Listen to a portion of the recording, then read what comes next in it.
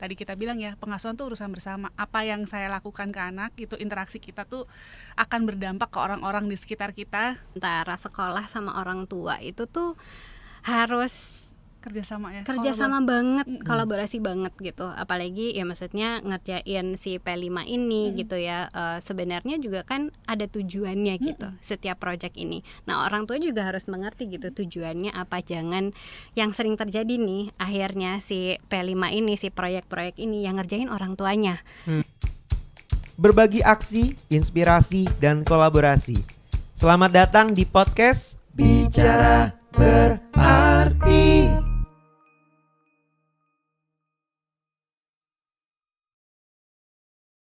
Beberapa bulan terakhir di sosial media banyak tuh netizen yang membandingkan parentingnya.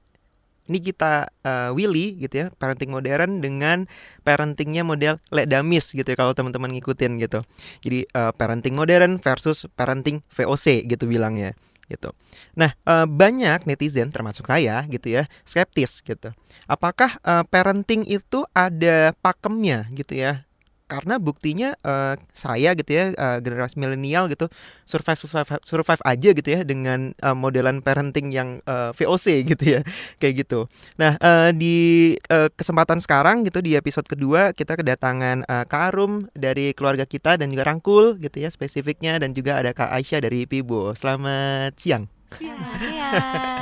Oke Kak, terkait sama openingku tadi, kakak-kakak punya pandangan gak sih terkait parenting itu idealnya seperti apa sih gitu dari kacamata masing-masing? Silakan Mbak. Mungkin dari Kak Arum dulu ya kalau misalnya ini. Lucu ya parenting di kita Willy. Itu menarik sih, aku tuh suka loh konten-konten gitu tuh untuk refleksi gitu. Tapi gini, kalau di keluarga kita gitu, kita percaya bahwa semua orang tua itu modalnya cinta gitu ya. Mau yang gimana pun deh, yang kayaknya lembut gitu, maupun yang marah-marah, mungkin ada yang sampai mukul gitu ya. Itu kita percaya bahwa sebenarnya intinya itu cinta. Kita pengen apa yang terbaik buat anak-anak gitu ya, sampai kita melakukan hal-hal tersebut gitu. Makanya kita lihat, emang kita percaya bahwa orang tua tuh pasti punya modal cinta. Tapi cinta yang gimana nih? Gitu ya. Itu yang selalu kita tekankan, bahwa hati-hati bahwa cinta itu juga bisa jadi berbahaya. Kita pengennya kita bisa mencintai dengan lebih baik gitu ya. Dengan tidak lupa untuk bahwa ini tuh sebenarnya tujuannya adalah di anak-anak, bukan untuk memuaskan diri kita, bukan untuk memuaskan emosinya kita, tapi ini sebenarnya tujuannya untuk perkembangan anak-anak. Dan perjalanannya tuh panjang loh jadi orang tua gitu. Kalau di keluarga kita punya primbon Mas, namanya prinsip cinta gitu. Nah salah satu itu di huruf C itu namanya cari cara gitu ya. Makanya ada kenapa cari cara gitu, karena perjalanannya tuh panjang gitu. Zamannya berubah gitu ya, kita harus terus belajar gitu ya, gimana caranya berdaya, bergerak gitu, untuk mikirin bahwa gimana caranya supaya apa yang mau disampaikan ini, tujuannya baik ini tuh kita cari cara yang lain supaya kita tidak menggunakan cara-cara yang berbahaya gitu.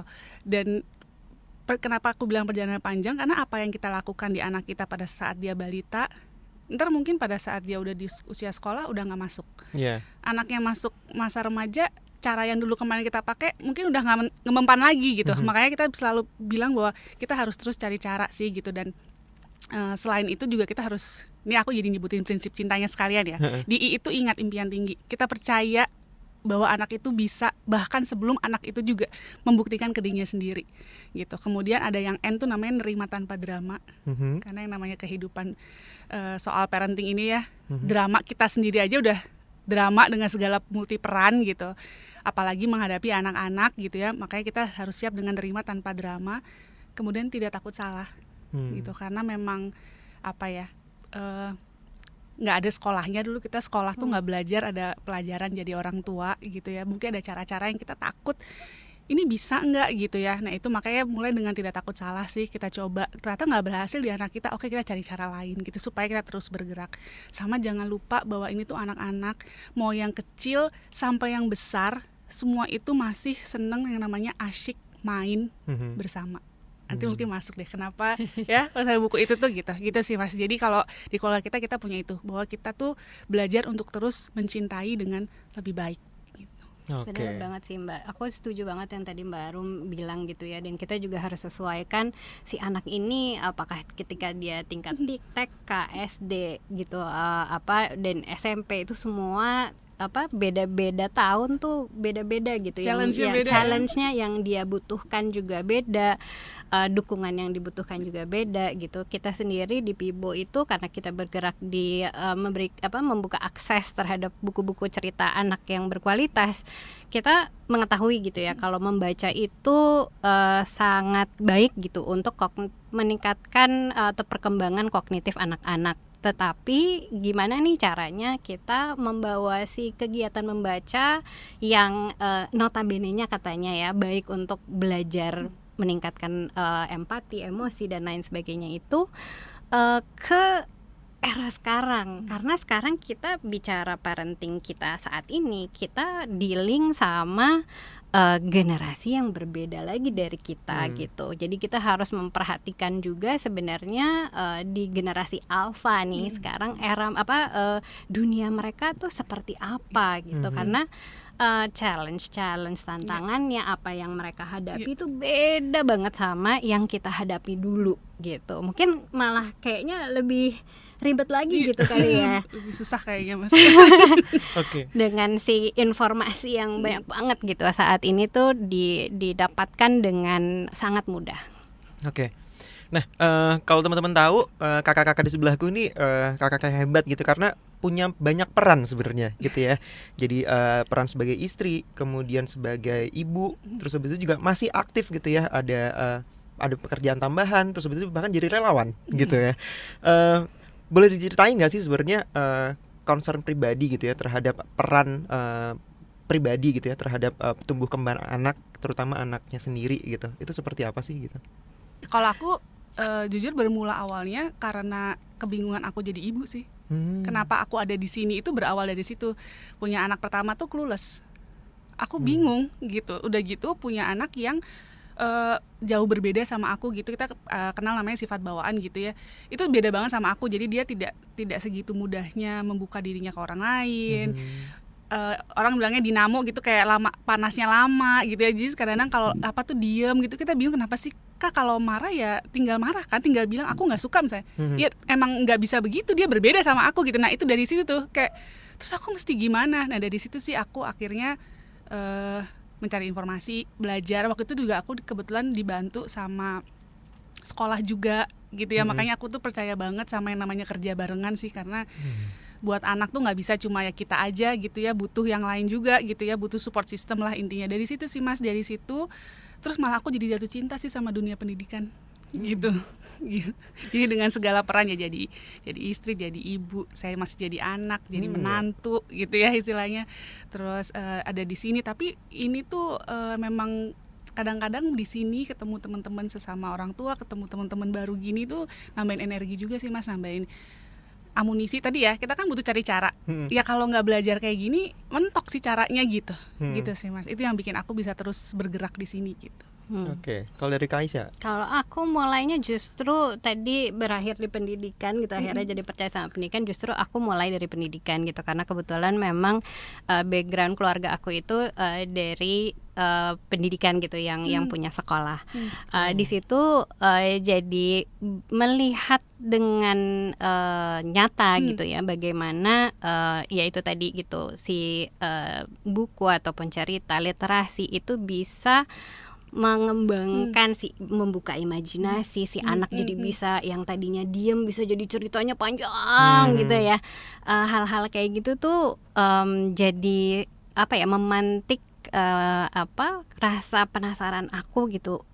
Ternyata seajaib ini ya gitu, dengan sebuah cerita aja.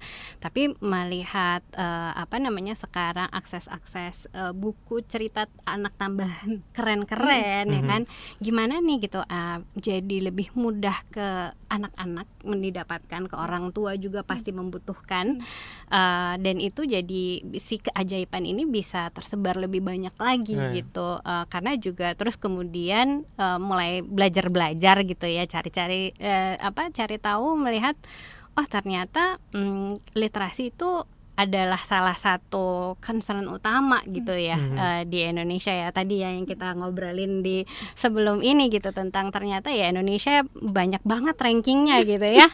Tapi dari belakang nih gitu, seperti salah satunya tuh di literasi juga dan banyak hal gitu. Jadi dari situ sih terus kemudian jadi muncul si misinya itu sih yang mulai dari situ sih sebenarnya gitu.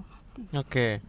Nah, tadi ada kata kunci gitu. Jadi kayak sebenarnya penting peran keluarga gitu ya. Jadi ini juga ini ranking juga ya.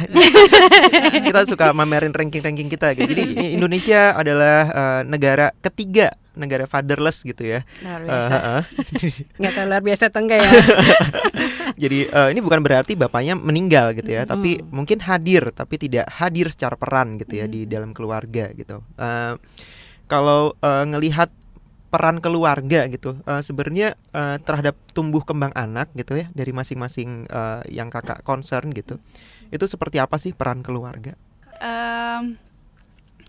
Emang kalau kita ya, keluarga kita memang bergeraknya di pendidikan keluarga. Jadi kita emang percaya banget pentingnya peran keluarga dalam tumbuh kembang anak gitu.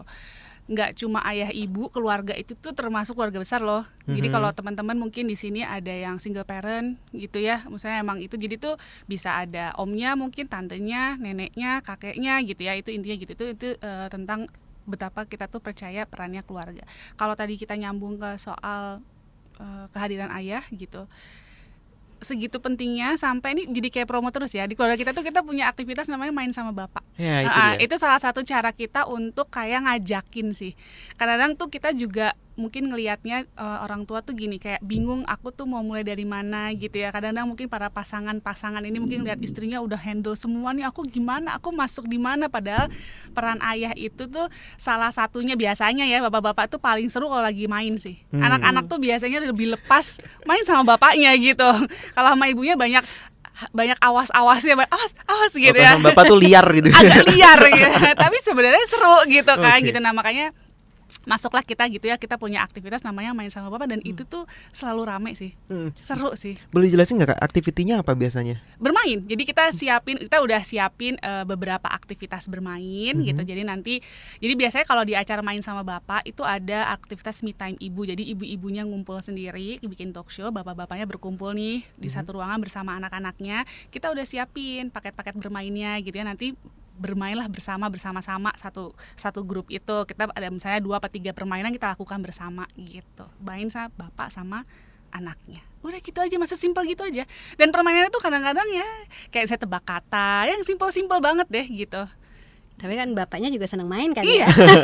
Bapaknya senang main. Ternyata seru gitu. Ternyata mungkin dia jadi kayak, dan dengan nggak ada si ibu gini ya, jadi mungkin si ayah merasa ya this is me sama anakku gitu. Jadi mereka bisa dengan leluasa bermain. Ya udah main seru-seruan aja. Yang kadang-kadang ya simpel-simpel aja. Bikin bermain tebak-tebakan, tebak kata, bikin gerakan. Terakhirnya suka main ular naga. Ada yang tahu nggak? Iya. Ya kan gitu. Kayak gitu-gitu sih gitu. Oke, itu buat bapak-bapak di luar sana ya, ikut main sama bapak. Oke, dari keluarga. Tapi senang juga gitu, kita pernah nih mendapat feedback gitu ya. Senang banget di mana bapak ini ada beberapa case gitu ya, yang bapak itu senang pakai Pibo untuk membacakan cerita pulang kerja. Jadi itu dijadikan ritual setiap, karena kan window time-nya bapak ketemu anak abis pulang kerja itu pendek ya. Dan biasanya memang sebelum mereka anak-anak tidur. Jadi di banyak kali tuh jadinya dia bilang dia gunakan untuk membacakan cerita. Anaknya boleh pilih sendiri atau mereka biasanya diskusi bareng mau yang mana. Tapi lucunya gitu ya, memang bapak-bapak ini banyak yang biasanya gitu dibanding ibunya lebih tech savvy juga gitu. Jadi mereka biasanya lebih connect tuh antara si anak sama si bapaknya main gitu, terus kemudian dibacakan, terus akhirnya menjadi satu ritual bonding yang sangat berarti buat si bapak gitu. Jadi dan si bacanya pun hal-hal yang topik-topiknya tuh mungkin kayak misalnya gitu, apalagi kalau misalnya anak laki-laki, banyak yang akhirnya jadi tentang mobil-mobilan apa gitu. Jadi banyak hal yang kemudian mereka akhirnya bisa ngobrol, karena kadang-kadang sempat dicurhatin juga gitu. Kalau sama bapak kadang-kadang lebih awkward ngobrolin tentang hal-hal tertentu gitu, yang kadang-kadang ini, jadi si buku ini bisa jadi sebuah media yang ya akhirnya jadi spark diskusi gitu. Jadi itu seneng banget sih pas dengar hal seperti itu gitu. Oke.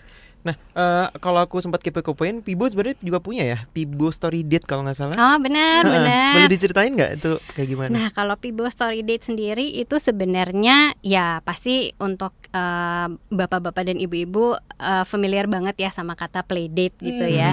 Jadi bagaimana sebenarnya kita ngambil dari situ, story date itu adalah konsep acara yang dimana kita ngajak anak-anak play date dengan sebuah story gitu. Jadi kita bisa ngobrol dan dijelaskan tentang si ceritanya, biasanya storytelling atau read aloud. Terus abis itu kita main bareng dengan tema yang atau mendalami apa yang terjadi di dalam ceritanya gitu. Jadi biar lebih seru lagi. Dan biasanya tergantung umur mereka, bapak ibunya juga kadang-kadang suka kita ajak. Jadi biar bareng. Akhirnya kembali lagi ke bonding moment tadi sih. Oke. Apa sih, gimana cara metode gitu ya ini bisa dipakai dan itu dipakai untuk memahami dunia anak gitu? Oke, kalau aku sih sebenarnya karena utamanya kami kan lewat buku ya, ataupun cerita, dan buku untuk anak-anak itu kan kebanyakan banyak gambarnya. Betul. Gitu. Nah itu memang bisa dibilang sarana komunikasinya memang dua hal tadi, jadi dari kata-kata tetapi juga dari gambarnya. Nah itu bahkan untuk anak-anak yang belum bisa membaca, kita biasanya menyarankan untuk bapak dan ibu dan anak-anaknya itu membaca gambar dulu. Jadi mereka mulai literasinya dengan membaca si gambarnya itu sendiri. Nah kalau misalnya salah satu hal yang menjadi pondasi gitu ya, mungkin dalam memahami lingkungan mereka, diri mereka sendiri, karena kan anak-anak perlu memahami hal tersebut di awalnya. Itu tuh mereka belajar melalui si tokoh-tokoh yang ada di dalam cerita itu sendiri. Nah itu tidak hanya dari si dialog, misalnya dari si teks tersebut, tetapi juga dari visualnya, contoh di mimik muka. Gitu betul. Ya gitu, kayak misalnya oh dia sedih ya gitu. Terus kan kadang nggak perlu ada di tulisannya gitu bahwa dia sedih gitu. Bisa juga sebenarnya kondisinya lagi memang ceritanya nih menceritakan tentang pengalamannya si tokoh ini yang tidak kurang mengenakan. Tapi terus kan kita bisa tanya ya kepada si anak gitu. Kira-kira kalau kamu jadi si Adi gitu ya, si A gitu, kamu rasanya gimana ya gitu. Nah ini jadi mulai nih belajar gitu. Nah itu nggak hanya belajar tentang emosinya, tentang apa rasanya jadi orang lain, tapi juga mungkin ketika ini terjadi, misalnya dia melihat mimik muka ibunya yang berubah gitu ya, seperti ini. Oh kenapa mama sedih gitu, mama kecewa. Itu jadi mereka jadi sedikit lebih peka gitu ya. Karena kan mereka pondasi mereka bermasyarakat nih ya, mulai dari empati itu tuh gitu. Bagaimana dia hadir di masyarakat terkecil itu keluarga, dan tentunya nanti di sekolah dan lain sebagainya, itu semua tuh kunci banget gitu. Nah ini mulai dari situ juga tuh membaca kata dan gambar tadi ya. Kalau di Karum ada kayak media atau cara gitu ya, biasanya untuk ngedukasi, untuk ngasih tahu gitu. Jadi sebenarnya kalau secara konten, secara materi, kami kan ada Instagram, di situ ada konten-konten gitu ya, di keluarga kita gitu ya, tentang materi kita. Terus kami itu juga punya materi video gitu, ada juga bentuknya kayak episode pendek gitu. Tapi sebenarnya yang unik itu adalah cara kami mengajak orang tua belajar sih. Jadi kalau di keluarga kita tuh ada program namanya Rangkul, Relawan Keluarga Kita nih, seperti kita. Kita ini mengajak teman-teman sesama orang tua belajar bersama dengan mengadakan sesi-sesi. Jadi kita menginisiasi sesi-sesi bersama para orang tua, Mas, gitu. Namanya sesi berbagi cerita, ada juga namanya sesi nobar, nonton bareng gitu ya.